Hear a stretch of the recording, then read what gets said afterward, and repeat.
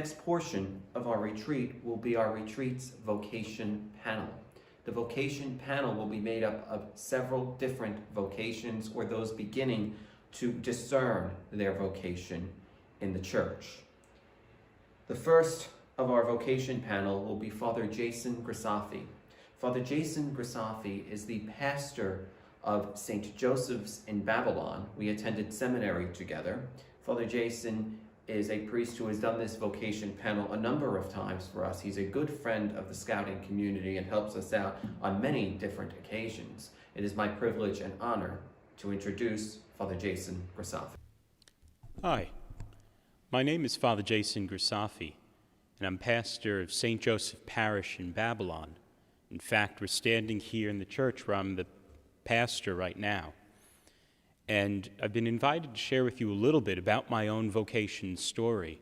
That is to say, my call and response to God's invitation for me to be a priest.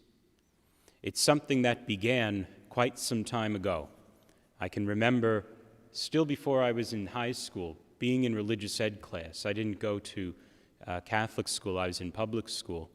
And I can remember just taking a deep interest in my faith, a lot like you're doing in the way that you explore your faith. And as I was doing that, I began to ask a question. The question, God, what do you want from me? What are you looking from me? I remember a friend saying later on, it's a dangerous question because if we're willing to ask that, guess what? God's going to be willing to respond. And if he responds, then we need to be willing to follow that response. So what was his response for me? Well, it was something I didn't quite hear, not very clearly, not for a very long time. You see, I went from asking that question to beginning to really pray about it and think about what does God want me to do? I wasn't friends with any priests. There were none in my family, but we did go to Mass, and I remember saying to myself, you know, the priests, that's something pretty noble. Those guys, they're trying their best to proclaim a message. They've given up a lot of different things. Isn't there a sincerity and genuineness there that's admirable? You know, they're giving their lives to try and help other people in their spiritual lives, to be better people and to follow God, to get to heaven. Yeah, there's something noble there. And so I began thinking about it. And when I was in high school, I joined our parish youth group, and through that experience, I got to learn how to pray better.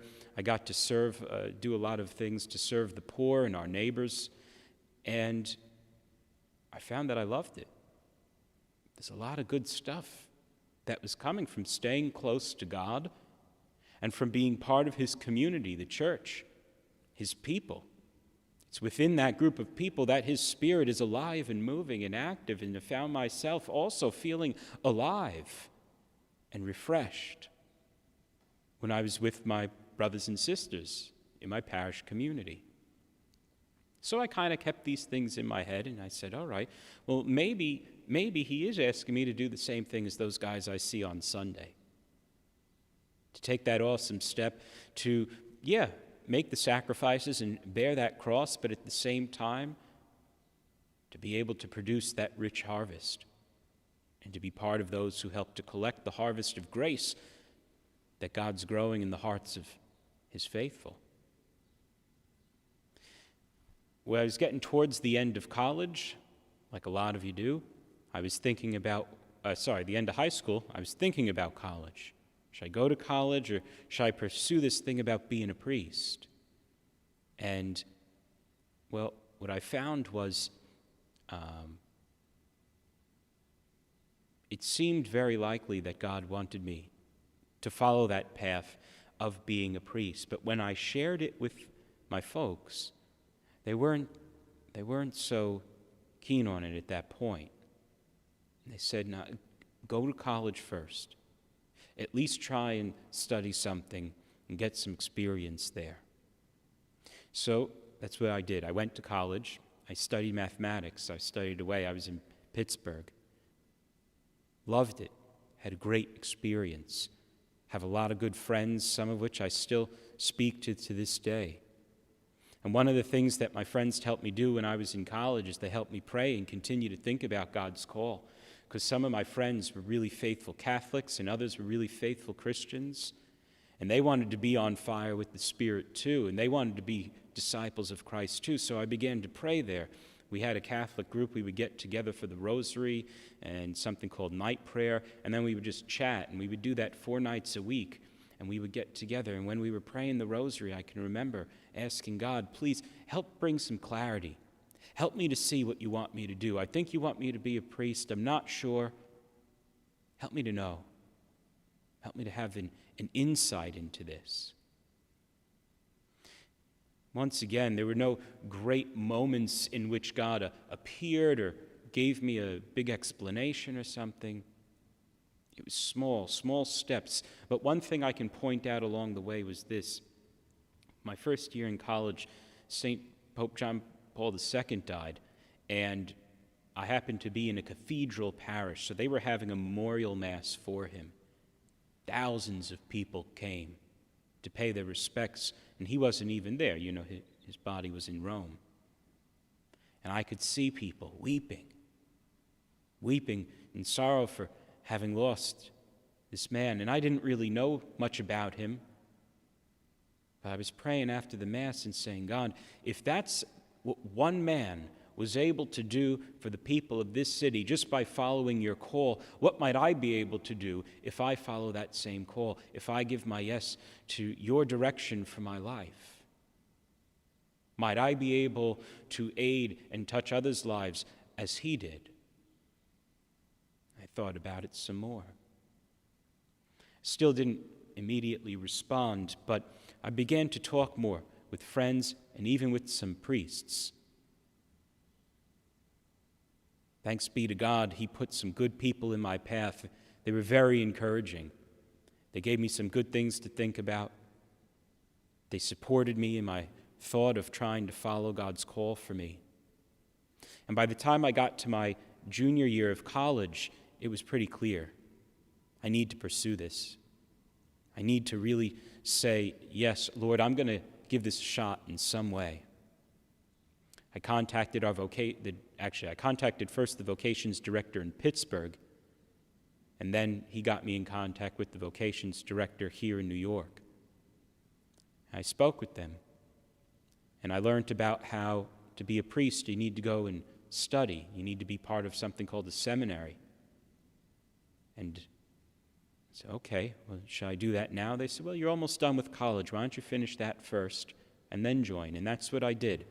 Right after finishing college, and I got my degree in mathematics, I went and joined the seminary. Spent 5 years there.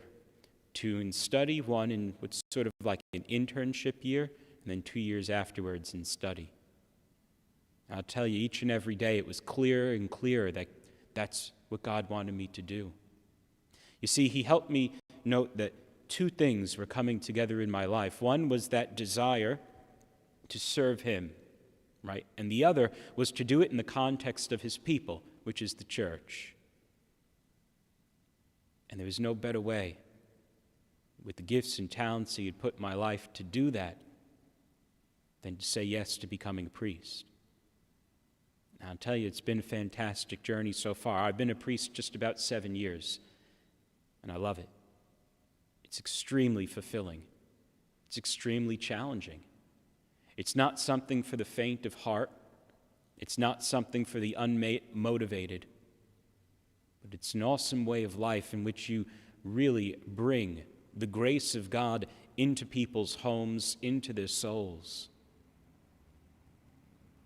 It's a journey in which, as you yourself are drawing closer to the Lord through your own commitment to holiness, that you bring others along the way on that same pilgrimage and lead them into sanctity, into truth, into charity.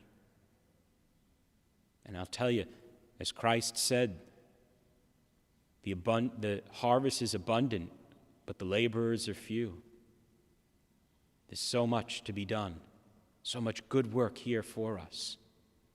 And I believe that he's going to be calling at least one of you to think about joining us in this awesome mission, to follow Christ in the awesome work of worshiping the Lord, sacrificing for him and his people, and being that bridge between God and man.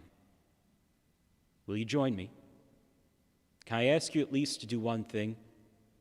To start with that prayer, somewhat dangerous, but also holy. To ask the Lord, what do you want me to do with my life?